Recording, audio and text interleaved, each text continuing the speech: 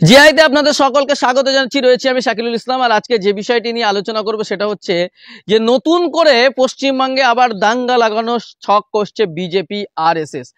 বিজেপির রাজ্য সভাপতি সুকান্ত মজুমদার ইতিমধ্যেই ঘোষণা করে দিয়েছেন রাজ্যে আগুন লাগবে, রাজ্যে একেবারে হিন্দুরা আগুন লাগিয়ে দেবে, একেবারে রাজ্যে অশান্তি সৃষ্টি করবে তিনি ঘোষণা করে দিয়েছেন। কারণ যে ট্রেনে যে চাচাকে মেরেছিল, যে মহিলাটা, তার নামে এফআইআর হয়েছে, তার নামে কেস হয়েছে, তাকে যদি গ্রেপ্তার করা হয়, তাকে যদি ব্যবস্থা নেওয়া হয়, তাহলে রাজ্যে আগুন জ্বালাবে ইতিমধ্যেই সুকান্ত মজুমদার ঘোষণা করে দিয়েছেন। এবং শুধু সুকান্ত মজুমদার নয়, বিজেপির আরও অন্যান্য নেতারাও ঘোষণা করে দিয়েছে রাজ্যে আগুন জ্বালাবে, মানে অশান্তি তৈরি করবে, সাম্প্রদায়িক দাঙ্গা লাগানোর ঘোষণা করে দিয়েছিলেন। আর এই সুকান্ত মজুমদারের ঘোষণার পর মুর্শিদাবাদের নওদাতে এবার দাঙ্গা লাগানোর চেষ্টা করেছিল হিন্দু জঙ্গি, হিন্দু সন্ত্রাসী রাকেশ ঘোষ। হ্যাঁ, রাকেশ ঘোষ সাম্প্রদায়িক দাঙ্গা লাগানোর চেষ্টা করেছিল। আপনারা জানেন যে কিছুদিন আগে বেলডাঙ্গায় একটা পুজো মণ্ডপের সামনে গেটে আল্লাহর নাম নিয়ে গালিগালাজ করা হয়েছিল এবং তা নিয়ে একটা সাম্প্রদায়িক উত্তেজনা তৈরি হয়েছিল। আপনাদের সকলের মনে আছে বেলডাঙ্গাতে সেই নিয়ে আমরা খবর করেছিলাম, ফ্যাক্ট চেক করে সেই তথ্য তুলে ধরেছিলাম। বেলডাঙ্গার সেই দাঙ্গার মাস্টার মাইন্ড যিনি ছিলেন তিনি হচ্ছেন সেই বেলডাঙ্গার কার্তিক মহারাজের যিনি অনুগামী, সেই অনুগামী কিন্তু গ্রেপ্তার হয়েছিলেন, অর্থাৎ সেই হিন্দু জঙ্গি।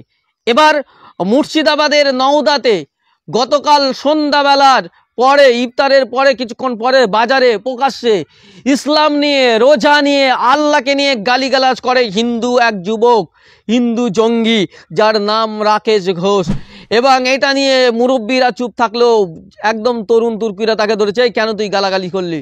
যখন তাকে ধরেছে সে এবার সবাই যে 3-4 জন যুবক যখন ওকে ধরে জিজ্ঞাসা বা প্রশ্ন করলো, তখন তাকে বাধা দিতে গেল, তখন তাদেরকে উপর চড়া হয়, তাদেরকে মারধর করতে শুরু করে। সে তাগড়া ছিল, সে একেবারে একদম তার শরীর স্বাস্থ্য ভালো, সে 2-3 জনকে মারা শুরু করে দিল। যখন 2-3 জনকে মারা শুরু করে, এবার সবাই মিলে এসে ধরলো তাকে, তারাও 2-4টে চড়ঘুষি দিয়েছে হয়তো।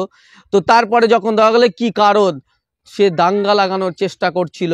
তারপরে ওরা চাইছিল, মানে বিজেপি আরএসএস চাইছিল এইভাবে বলবে আর তাকে মারবে, সে তার কোন দুর্ঘটনা ঘটলে সেটা নিয়ে সাম্প্রদায়িক একেবারে দাঙ্গা লাগানোর চেষ্টা করবে। কিন্তু মুরব্বীরা থামালো, যে এই মারিস না, ধর, দাঁড়া, থামা থামা থামা, চুপ কর, সবাইকে থামালো। তারপর ওকে ধরলো যে কেন তুমি এসব বললে।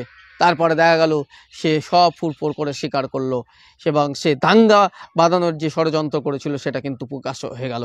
তারপর সে ক্ষমা চাইলো, সকলের কাছে ক্ষমা চাইলো যে আমি ভুল করেছি, আর বলবো না, আমাকে ও শিখিয়েছে। সে কি বলেছে, সে কিভাবে ক্ষমা চাইছে, দেখুন তার ভিডিওটা আপনাদের দেখাই। আমি দেখাচ্ছি আমার ভুল হয়ে গেছে ভাই, সবাই মিলে আমার ক্ষমা করে দাও, আমি চাইনি দেশে যেতে। বল ভালো করে বল। আমার সবার কাছে, তোমাদের কাছে অনুরোধ, সবার কাছে আমার অনুরোধ, আমার ভুল হয়ে গেছে, আমাদের একটু ক্ষমা করে দাও।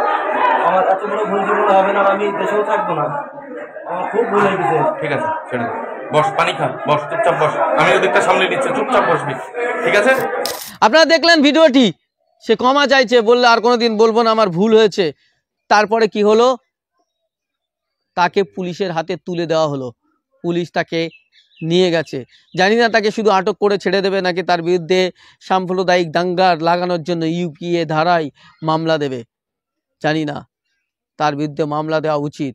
কিন্তু আমরা দেখছি এই দাঙ্গাবাজদের বিরুদ্ধে না মামলা দিয়ে পশ্চিমবঙ্গ পুলিশের সাইবার ক্রাইম, জঙ্গিপুরের সাইবার ক্রাইম আমাদের ডিজিটাল মিডিয়ার সাংবাদিকদের 7 জনের নামে মামলা দিয়েছে, 7 জনের নামে জামিন অযোগ্য ধারায় মামলা দিয়েছে। যে অফিসার এই মামলাটা করেছে, যে অফিসার এটা দিয়েছে আমাদের নামে সোবাটো মামলা করে, সে অফিসারে মনে রাখা দরকার যে আমাদের কিন্তু টিম আছে, আমাদেরও অ্যাডভোকেট আছে, আমাদেরও লিগাল সেল আছে। কলকাতা হাইকোর্টে সেই অফিসারকে টেনে আনবো, কিভাবে সাংবাদিকদের নামে জামিন অযোগ্য ধারায় সোমাটো মামলা করছেন তার আমরা দেখতে চাই, তার শেষ দেখে কিন্তু আমরা ছাড়বো। আপনারা জানেন এর আগে, কিছুদিন আগে বারুইপুরে একটি মন্দির ভাঙা হয়েছে বলে বিজেপির বিধায়ক অগ্নিমিত্রা পাল তিনি একেবারে সেখানে গিয়ে লম্পঝম্প করলেন। কিন্তু পরবর্তীকালে ফ্যাক্ট চেক করে দেখা গেল যে সেই মন্দির ভাঙার মাস্টার মাইন্ড যিনি ছিলেন তার নাম হচ্ছে সুশোভন রায়। না, এই কথাটা আমি বলছি না, খবরওয়ালা সোমনাথ বলে একটি নিউজ ইউটিউব চ্যানেল, সেখানে নিউজ সংবাদ পরিবেশন করায়, ফ্যাক্ট চেক করায়, সেই খবরওয়ালা সোমনাথ বলে ইউটিউব চ্যানেলে একেবারে তথ্য তুলে ধরা হলো। সাংবাদিক সোমনাথ তিনি সেই তথ্য তুলে ধরলেন যে বারুইপুরের ঘটনায় একজন মুসলিমকে গ্রেপ্তার করা হয়েছে, যদিও তিনি একেবারে মানে মানসিক ভারসাম্যহীন ব্যক্তি, তাকে গ্রেপ্তার করা হয়েছে।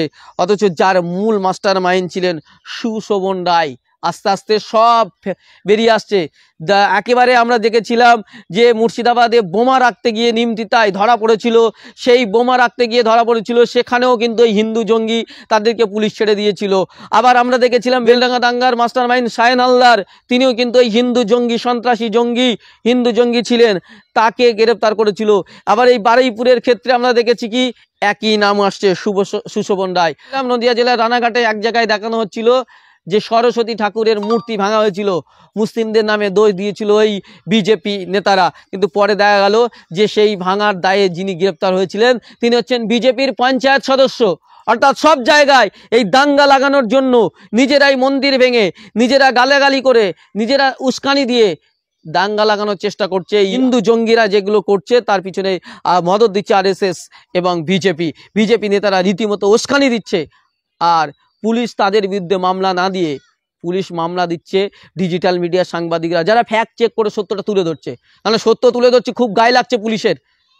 আমরা ভাবতে পারি না এ রাজ্যে পুলিশ কি চায়। সাম্প্রদায়িক দাঙ্গাকারীদের যা গ্রেপ্তার করে না তাদের বিরুদ্ধে মামলা দিয়ে সাংবাদিকদের নামে মামলা দেওয়া হচ্ছে কেন? এটা কিন্তু আমরা ছাড়বো না, কিন্তু শেষ দেখে ছাড়বো এর। এবং আপনাদেরকে জানিয়ে রাখি যে নওদায় গতকাল যদি সংখ্যালঘু মুসলিমরা ধৈর্য না ধরে, তারা যদি কোনো দুর্ঘটনা ঘটে থাকতো, ওই ছেলেটাকে পুরো মারধর করে যদি কোনো দুর্ঘটনা ঘটতো, তাহলে কিন্তু দাঙ্গা লাগানোর সুযোগ হতো। মুসলিমরা সতর্ক হয়েছে, সাবধান হয়েছে, সংখ্যালঘু মানুষজনদের আরও সতর্ক হতে থাকতে হবে। তার থেকে বেশি সতর্ক থাকতে হবে পুলিশ প্রশাসনের ভূমিকা নিয়ে প্রশ্ন উঠছে। পুলিশ কিন্তু একেবারেই একচেটিয়া কাজ করছে বলে, এক পেশে কাজ করছে বলে অভিযোগ উঠছে, এবং যারা সত্য খবর তুলে ধরছে আমাদের মতো সাংবাদিকদেরকে দমানোর চেষ্টা করছে, এ ব্যাপারে কিন্তু সজাগ থাকতে হবে। তাই প্রিয় দর্শক, আপনারা যারা এই ভিডিওটি দেখছেন, ব্যাপক শেয়ার করুন, সত্যকে মানুষের কাছে তুলে ধরুন। এবং এই যে দুটো তথ্য আজকে দিয়েছি, বারুইপুর এবং নওদার, এর বিস্তারিত ফ্যাক্ট চেক করে আবার আপনাদের সঙ্গে তুলে ধরবো। আপাতত এখানে শেষ করছি, দেখা হচ্ছে অন্য কোনো এপিসোডে। ততক্ষণ ভালো থাকবেন, সুস্থ থাকবেন, ধন্যবাদ।